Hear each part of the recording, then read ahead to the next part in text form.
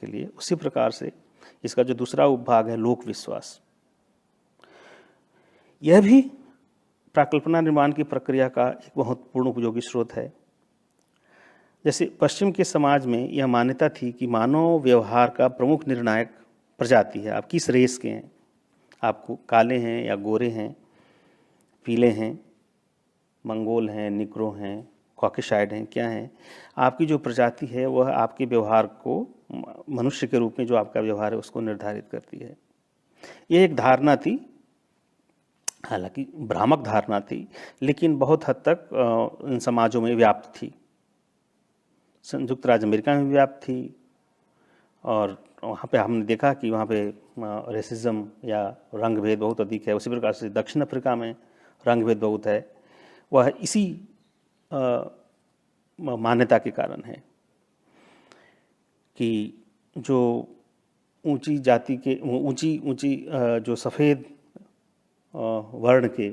जो लोग हैं, कलर रंग के लोग हैं, वो ज़्यादा श्रेष्ठ हैं और जो काले रंग के जो लोग हैं वो कमतर हैं। तो ये जो मान्यताएं थी, जो लोक विश्वास था, उन विश्वासों को आधार बना करके वैज्ञानिकों ने इसका परीक्षण किया कि जो ये मान्यता है क्या ये सही है। इसको परीक्षित करते हैं और लोगों ने ये पाया कि यह एक भ्रामक अवधारणा है। आपका जो रंग है या जो वर्ण है या आपकी जो प्रजाति है वह आपको मानवीय श्रेष्ठता किसी भी रूप में प्रदान नहीं करती है। ये इन लोक विश्वास के आधार पर बने हुए जो प्राकल्पना थी और उसके परीक्षण के बाद पता चला और फिर लोगों ने इस लोक मान्यता को खारिज किया। तो समाज में असंख्य लोक विश्वास, धारणाएं, जनसाधारण के विचार इस प्रकार से व्यवहारिक प्राकल्पना के निर्माण के अच्छे स्रोत हो सकते हैं और इसलिए अनुसंधानकर्ता को अपने समाज में प्रचलित लोक विश्वास, धारणाएं, कहावतें, लोकोक्तियों, पूर्वाग्रहों आदि को भी प्राकल्पना के रूप में अध्ययन करके उनकी सत्यता को समझना चाहिए और उसकी प्रामाणिकता और विश्वसनीयता की जांच करनी चाहिए और इस प्रकार से समाज में ज्ञान का बेहतर विकास हो सकेगा।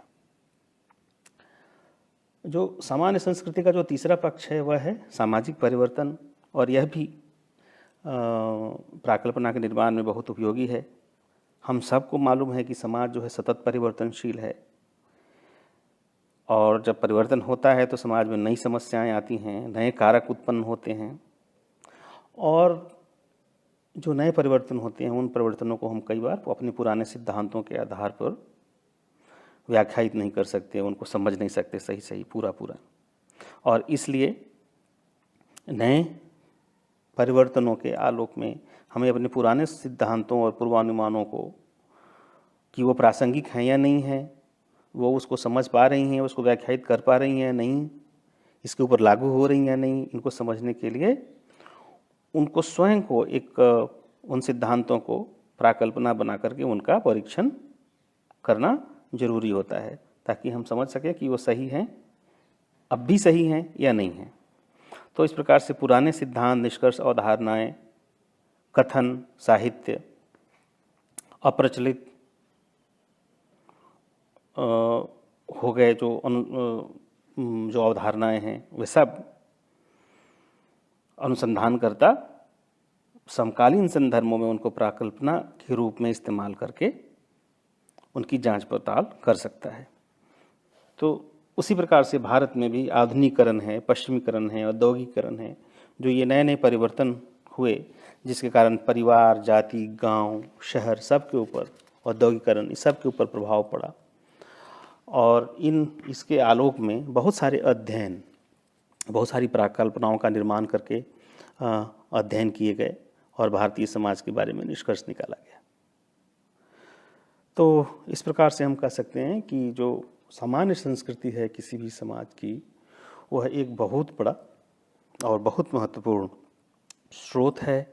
उपकल्पनाओं या प्राकल्पनाओं के निर्माण के लिए।